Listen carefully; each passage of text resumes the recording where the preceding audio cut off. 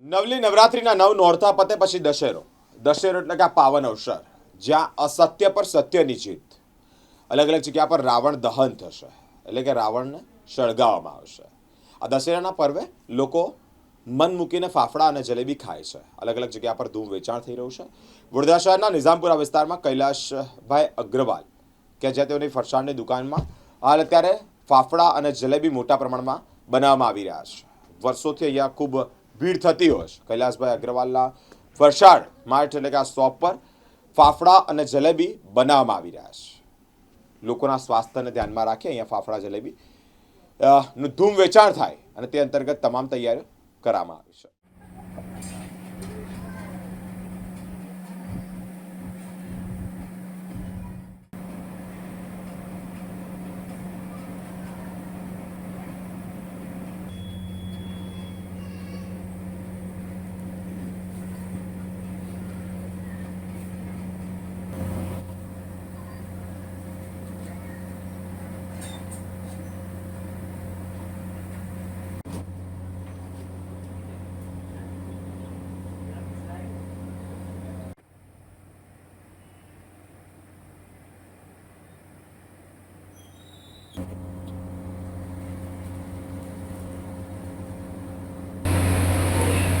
शाम को तो नहीं, अब तो शाम से चालू हो जाएंगे।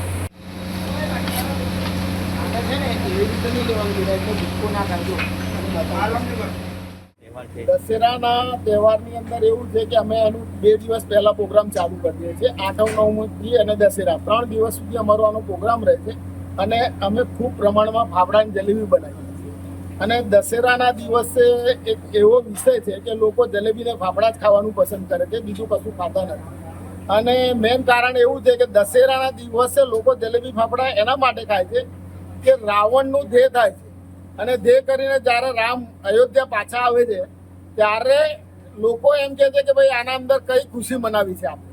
તો લોકોનું એવું કહેવું છે કે લાંબા ફાફડા બનાવો અને ગોલ મટાંગ જેવું એમનું મોઢું હતું એટલે જલેબી.